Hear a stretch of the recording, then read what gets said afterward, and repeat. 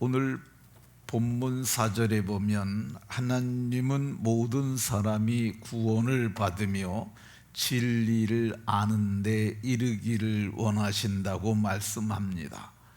하나님께서는 이를 위하여 자신을 속전으로, 여기는 대속물로 번역을 했는데, 자기를 우리의 죄값을 대신하는 속전으로 주셨음을 말씀합니다. 그리고 자기는 이 하나님의 뜻과 그리스도의 대속을 인해서 자기가 이방인의 스승이 되었음을 말씀합니다. 바울 사도께서 이방인의 스승이 된 이유는 그를 하나님께서 택하실 때부터 이방인과 임금들과 이스라엘 자손에게 그 이름을 전하기 위하여 택하신 그릇으로 하나님이 정하셨기 때문입니다. 그리고 이제 바울 사도께서 예루살렘에 올라가서 사도들을 만나보고 바울 사도가 확인을 합니다. 저 사람은 그래서 유대인들에게, 나와 바나바는 이방인에게 가려는 하나님의 경륜이 계셨구나, 이거를 확인을 합니다. 그러면 우리가 보기에 바울 사도께서 이방인의 스승이 되는 이유가 뭘까? 첫 번째는 그가 이방인 출신의 이방 땅에서 태어난 유대인이었어요. 그게 아주 큰 이유 중에 하나입니다. 그러니까 이방에 익숙하나 그러나 아버지는 바리새인으로서 그는 철저하게 유대 교육을 받은 유대인이었습니다. 두 번째, 바울 사도가 이방인의 스승이 될 수 있었던 이유 중에 하나가 유창한 헬라어를 할 수 있는 사람이었다는 겁니다. 언어가 되지 않으면 선교는 불가능합니다. 네, 사도는 유창한 헬라어, 그 시대의 가장 중요한 언어인 헬라어를 조금 아는 정도가 아니라 유창하게 구사할 수 있는 그런 사람이었습니다. 세 번째, 바울 사도께서는 이 구약 성경이 기록된 히브리어로 그는 교육을 받아서 히브리어에도 아주 능통한 그런 사람이었습니다. 네 번째 이유는 그가 학문이 많다는 것입니다. 학문이 많은 것에 대해서 오늘 이 사도행전 26장 24절을 보면 베스도가 크게 소리내어 이르되 바울아, 내가 미쳤도다. 내 많은 학문이 너를 미치게 한다, 이렇게 말을 합니다. 근데 이 베스도라는 사람이 어떤 사람이냐 하면은요, 이 유대 총독입니다. 유대 총독이라는 말은 당시는 로마가 세상을 다스리던 그런 시대였습니다. 근데 그게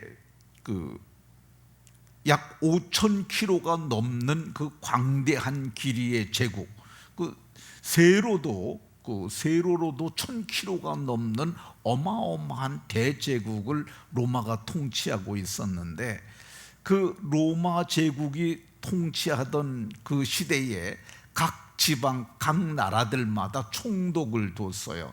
그게 유대 총독 베스도입니다. 오늘 베스도가 그 말을 하는 거야. 이 유대 총독을 이해를 하려면 우리나라의 조선 총독부를 이해를 하면 쉽습니다.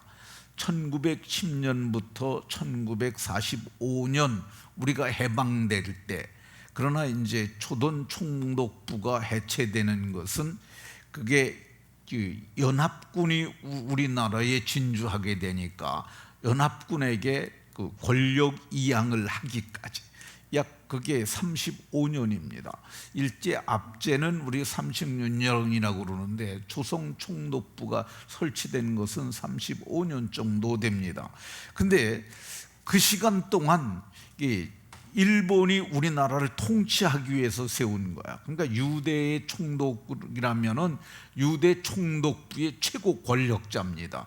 그러니까 로마가 파송한, 아무나 보내겠어요, 유대 총독을. 그 대단한 사람이 와서 바울 사도를 보고 내가 많은 학문이 너를 오히려 미치게 한 것 같다, 이런 자기 견해를 말했는데, 그 유대 총독이 보기에 만나서 얘기를 해보니까 모르는 게 없는 사람이었어요.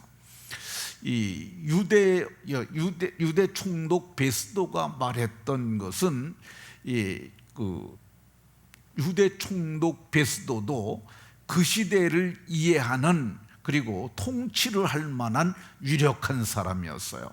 그러니까 선거해서 된 거 아니고, 그 유대 총독은 로마 황제가 파송을 한 거거든요. 그러니까 유력한 자들을 보내는 거야. 근데 그 당시에 이제 그 학문이 많다 그러면은 두 가지 사상을 이해를 해야 됩니다. 하나는 헬레니즘이라는 것과 하나는 헤브라이미즘이라는 것인데, 헬레니즘은 주전 4세기경, 그러니까 알렉산더가 세상에 태어난 것이 356년경이고요. 그가 태어나가지고 이제 20살이 넘어서 두세 살 정도 됐을 때, 그러니까 마게도냐를 정복을 끝내고, 그가 이제 그 마게도냐에서 에게해를 건너가지고 고레스가 세운 페르시아 제국을 무너뜨립니다. 그게 그 사람이 그 나라를 페르시아라고 하는 어마어마한 대제국을 무너뜨리는 게 10한 2, 3년 만에 그 일을 끝내요.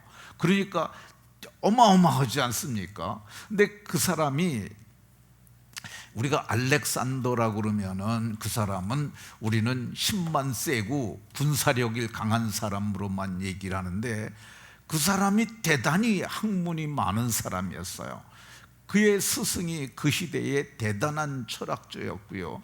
오늘날에도 그의 스승의 학문을 현대 철학자들도 높게 평가하는 사람인데, 그가 이제 그 고레스 제국을 무너뜨리면서 그가 뭘 하느냐 하면은 헬라의 문화를 가지고 들어옵니다. 그러니까 그 페르시아라고 하는 제국이 그 통치를 하기 위해서 도로를 닦아놨어요.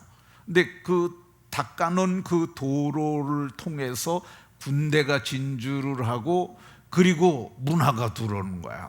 근데 헬라 문화라고 그러면은 이게 어떤 거냐면은, 헬라 문화권이 그리스 지역을 뜻하거든요. 근데 거기에 있는 문화가 어떤 거냐면 철학 사상이 아주 컸어요. 그러니까 우리가 고대 철학은 다 헬라 철학이거든요. 그러니까 그 많은 학문부터 시작해서 각양의 문화들, 그거를 누가 가지고 왔느냐? 알렉산더가 가지고 왔어요. 근데 알렉산더의 제국이 이제 흩어지고 그랬지만은 마침내 로마가 통일을 하잖아요. 그 시대에 아주 큰 사상이 있었는데 그게 헬레니즘이에요. 하나는 헤브라이즘인데 그건 히브리 성경을 근거로 한 사상이죠. 그러니까 바울 사도가 그렇게 학문이 많을 수 있었던 이유가 뭐냐? 그는 가말리엘 문화로 유학을 간 사람입니다. 그러니까 길리기아 다소성에서 났는데 거기서 기본 교육을 다 받아요. 그리고 아버지가 이 아이를 유대의 랍비로 키우고 싶은 생각이 있어서 뭐 서로 합의를 했겠죠. 사울아, 내가 너를 유대의 종교 지도자로 세우고 너를 내가 사내들인 공회의 의원으로 세우고 싶은 마음이 있다. 그리고 너의 역량을 보니까 능히 할 만하니 너 가말리엘 문화로 유학을 가겠느냐. 그래서 그게 몇 살에 갔는지는 알 수 없습니다만은 그 바울 사도가 사도행전 22장에 보면 내가 길리기아 다소에 났고 이성에서 자라 얘기라, 거기서 자랐다고 그래요. 그러니까 한 16, 7세경에 유대 땅으로 오지 않았나는 생각이 듭니다. 그러니까 거기 와가지고 그가 공부를 많이 했어요. 그러니까 그가 학문이 많은 사람이었어요. 근데 이게 지금 바울 지금 그 바울 사도가 이 이방인의 스승이 된다고 그러잖아요. 이방인의 스승이 되려면은 적어도 학문이 좀 많아야 된다고 저는 생각을 합니다. 제가 신학교 들어갔을 때 김병원 박사라는 분이 있어요. 목사님이신데 이분은 감리교 목사님이셨어요. 근데 이분이 천재입니다. 천재. 근데 이분이 어디를 가느냐 하면은 국내에서 자기가 공부를 하다가 이제 17세쯤 소년이 됐을 때 깨달아요. 야, 내가 한국에서는 더 이상 배울 게 없다. 그래서 그분이 이 미국을 가고자 합니다. 근데 미국을 갈 수 있는 방편이 옛날에는 없었어요. 그러니까 그가 이 미 군함이 그 정박해 있는 데를 찾아가 가지고 군함 속에를 숨어 들어갑니다. 그래 가지고 태평양 바다에서 발견이 돼요. 근데 그때 이제 그 미군들이 의논을 했는데 얘를 한국으로 데려다 주자. 또 하나는 바다에 던져서 죽여버리자. 또 하나는 데리고 가자 그랬는데 나중에 너무 온거리가 많고 거기서 중간에 발견이 됐기 때문에 데리고 가자 그래가지고 그래서 이제 거기서 얘기를 했겠죠. 너 왜 가려고 그러느냐? 나는 하나님을 믿는 사람인데 이 하나님에 관한 학문이 한 조선에는 없기 때문에 나는 이 미국을 가서 공부하려 한다. 그래가지고 그가 미국에 가가지고 공부를 참 많이 합니다.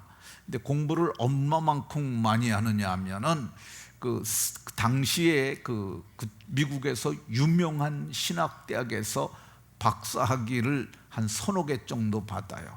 근데 이분이 박사학위만 받은 게 아니고 이분이 얼마나 그 학문이 많았느냐 하면은 그 뉴 인터내셔널 버전이라고 부르는 NIV라는 성경책이 있어요. 그거를 한국 사람으로 거기 감수를 해요. 독일에 가면 독일어로 강의하고 일본에 가면 일본어로 강의를 하고 미국에서는 영어로 강의하고 한국에서는 한국어로 강의를 했는데 이분은 어느 정도 머리가 좋은 사람이냐면은 우리한테 물어요. 제군들, 내가 17살 정도에 들었던 이 단어인데 이게 좀 생경한 단어인데 이거를 한국말로 이렇게 하면 이 단어가 무엇인지 좀 말해보라고. 그러니까 이분은 정말 한 번 들었는데 기억을 하는 천재죠, 천재. 근데 이분이 뭐라 그러냐면 바울은 내가 보기에 디그리가 5개는 있는 사람이라고. 오늘날로 보게 되면 자기가 바울 사도에 대해서 연구를 했는데 바울은 정말 학문이 많은 사람이었다 이렇게 얘기를 합니다. 그러니까 우리가 선교사로 나가려고 생각하는 사람들은 공부를 좀 많이 해야 합니다. 든 게 없으면은 그렇잖아요. 뭐 든 게 있어야 나오잖아요. 그러니까 공부를 좀 많이 해야 합니다.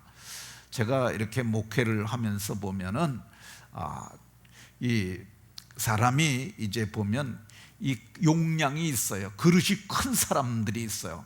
그런 사람들은 정말 학문이 많고 사고력도 풍부하고 표현력도 탁월해서 그런 사람이 있는가 하면은 어떤 사람은 학위를 받긴 받았는데 그 분야에만 조금 아는 사람들이 있어요.